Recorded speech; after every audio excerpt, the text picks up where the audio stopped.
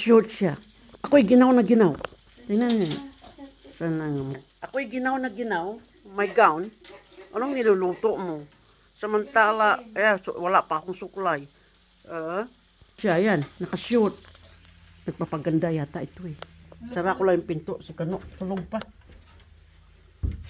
Ano niluto mo? Chicken. Chicken na? Ay, alam mo, may lugaw ka pa dyan. Ubusin mo muna yung lugaw mo doon, oh. Dami pa pagkain natin, ah. Bago kita. Excuse me. Hey, Sally. Good morning. Good morning. Good morning. Oh, you're very respectable daughter. Huh? You respond. Oh, you got manners. I like it. You said good morning. You respond good morning to mommy.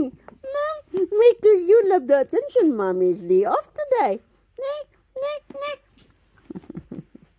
Enjoying too, aren't you? Sally? Bango. Ano yan? Yung frozen na chicken ba yan? Dapat niluto mo yung garlic bread din kasi matagal na yun. May expired na yata eh. Pwede ilagay sa taas nini. Yung garlic. Gusto mo ba garlic bread? Hindi ako sa garlic. Si Eugene ang may garlic eh. Tsaka si Kano. Sabay mo na sa taas. Yan. Lagay mo na yung garlic para magluto. Para ano. Sabay na natin.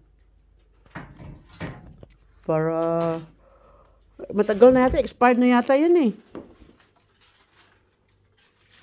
Ano pa yung isang kay Kano na pagkain din, oh. Bumibili rin siya. Hindi pa nakain yung ano niya, oh. Pie sa baba, makain na yan. Eh, kain na lang sa lunch. Ano ba, expired na?